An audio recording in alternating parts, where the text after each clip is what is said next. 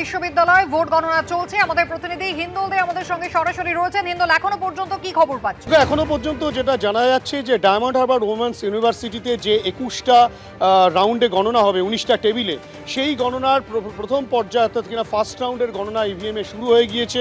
এখনো পর্যন্ত তার ফলাফল আসেনি এবং পোস্টাল ব্যালটের গণনাও কিন্তু চলছে।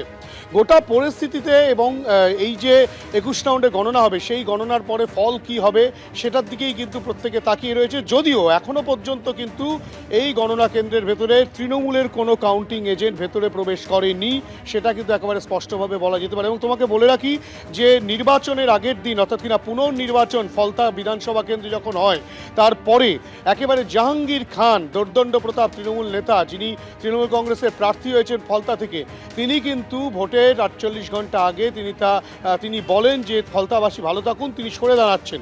কিন্তু অফিসিয়ালি যে নিয়ম রয়েছে সেই নিয়ম অনুযায়ী কিন্তু তিনি তার নমিনেশন উইথড্র করার যে সময়সীমা, সেই সময়সীমার মধ্যে তা জানাননি।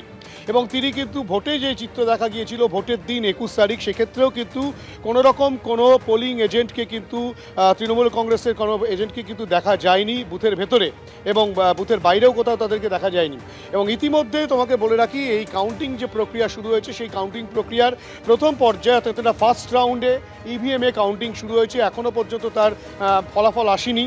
কিন্তু এই যে গোটা পরিস্থিতিতে যাতে কোনো রকম কোনো অশান্তি না হয়, সেই কারণে কিন্তু একেবারে এই ডায়মন্ড হারবার ওমেন্স ইউনিভার্সিটি, যেখানে ফলতা বিধানসভা কেন্দ্রের গণনা চলছে, সেখানে কিন্তু কেন্দ্রীয় বাহিনীতে ঠিক এভাবেই মুড়ে ফেলা হয়েছে। সশস্ত্র অবস্থায় তারা পাহারায় রয়েছেন।